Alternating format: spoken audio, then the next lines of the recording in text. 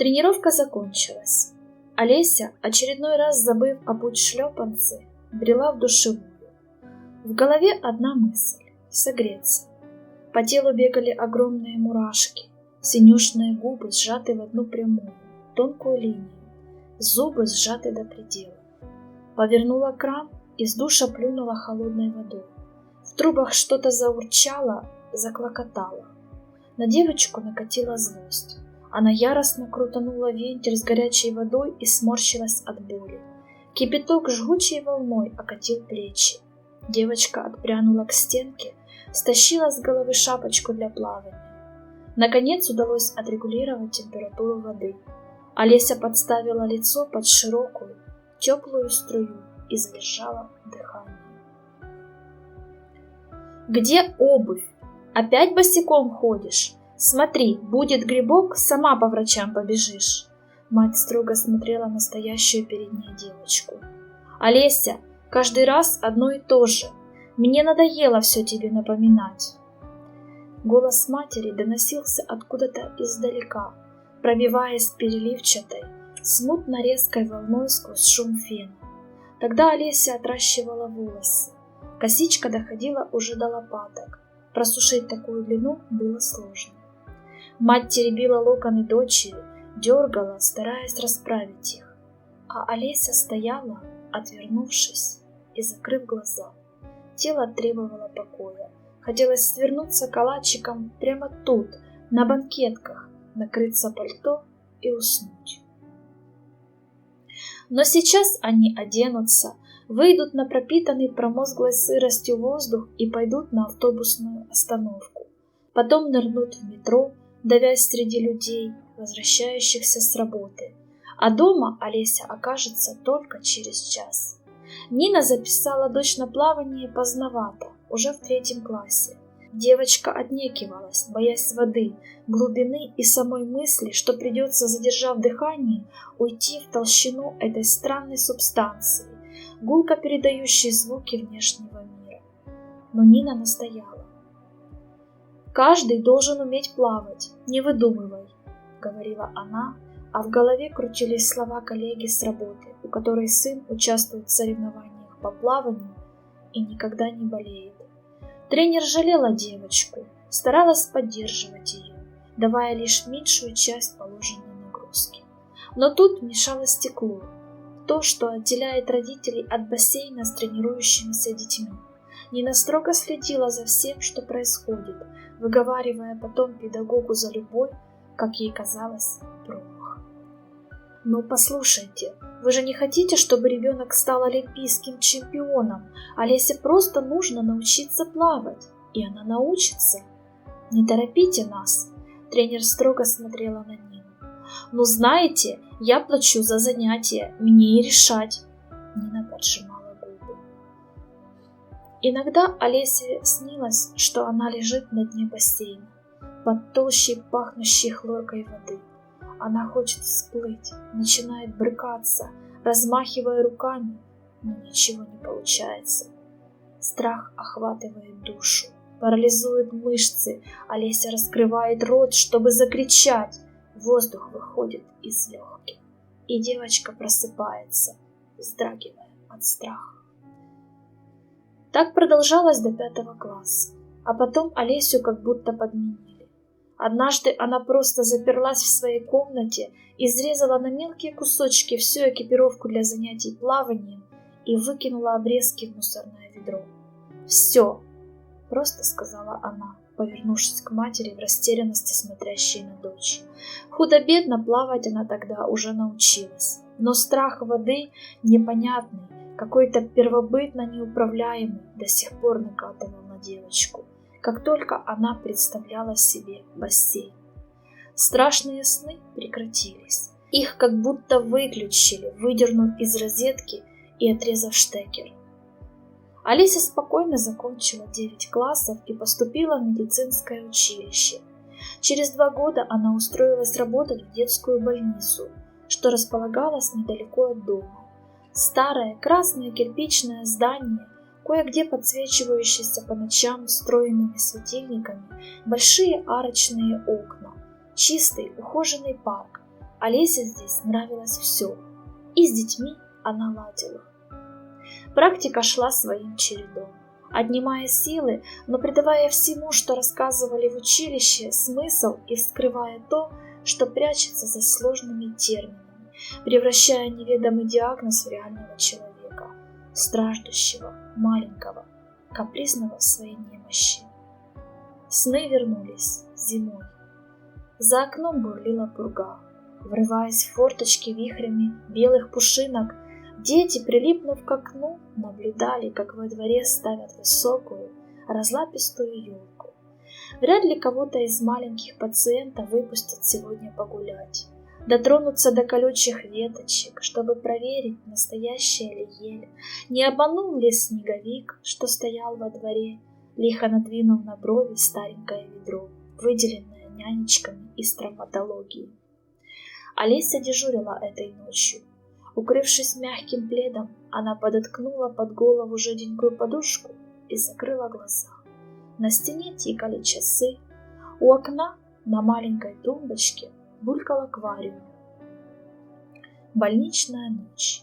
Время отдыха, прерывистого, тревожного, в полглаза сна. Олеся уснула быстро.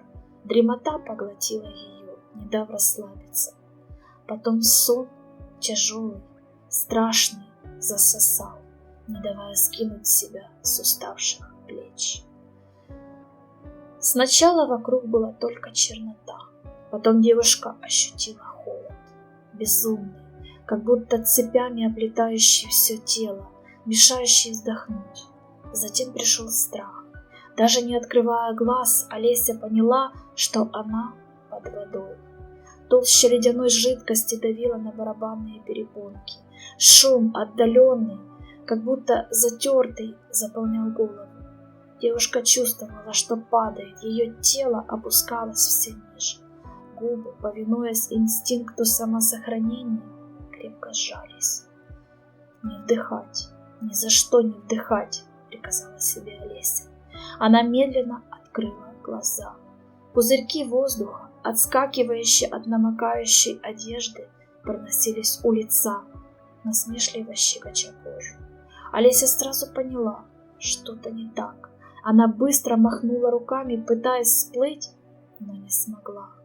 Определить, где верх, куда плыть, она тоже не могла. А еще она поняла, что это не ее тело. Слабые, тонкие руки с обгрызенными ногтями, ноги, двумя жердями молотившие в воде, были обуты в странные, тяжелые, с разными шнурками ботинки. Сознание подсказывало, что это всего лишь сон, что стоит открыть глаза, и кошмар отпрянет, забьется в темный угол Сестринской. Вот только проснуться никак не получалось. Наоборот, иллюзия становилась все реальнее, до боли, до мурашек. Вода была слишком холодной, кровь все медленнее бежала по сосудам, сердце бухало где-то в горле. «Я утону», — обреченно подумала Олеся. «Я не смогу выбраться». Душу охватила какая-то тоска, прекратить которую значило отдать себя на милость воде, погрузиться навсегда в ее пучину. Хотелось покоя. Усталость волнами охватывала мозг, мешая бороться. Олеся ощущала страх, тягучее отчаяние, а потом вдруг накатила злость, как будто она опять та девочка, что ходит в бассейн, глотая хлорку, отплевываясь и дрожа от холода. Тогда она терпела, считала секунды, погрузив голову под воду и вцепившись ногтями в бортик. Хватит, она вынырнет. Больше никаких тренировок, больше никогда. Олеся напряглась, стараясь грести ногами. Мышцы нехотя подчинялись. Надо снять куртку, она сковывает движение. Как в замедленной съемке, продолжая работать ногами, девушка сорвала пуховик и отпустила его. Свитер задрался на рукавах, обнажив маленькую татуировку на предплечье. Летящий орел. Чужое тело, чужая одежда, чужой рисунок на теле. Но жизнь была ее, и спасать себя нужно самой. Голова уже начала кружиться, но Олеся не обращала на это внимания. Страх вдруг лопнул, загрызенный злостью молодой жизни, что так не хотела покидать этот мир. Некогда было размышлять, что происходит, некогда пестовать свои детские опасения. Рывок, сантиметр вверх, еще рывок. Движения приобрели ритм, появилась уверенность в правильности направления. Летящий орел мелькал перед глазами, унося все выше к поверхности воды. И вот уже руки почувствовали воздух. Кто-то схватил их и потащил. Чьи-то голоса раздавались вокруг. Олеся вздрогнула и проснулась, судорожно вдыхая воздух. Девушка быстро села на кровать и взглянула на свои руки. Мышцы гудели то ли от усталости, то ли от того, что конечности затекли, пока практикантка спала в неудобной позе.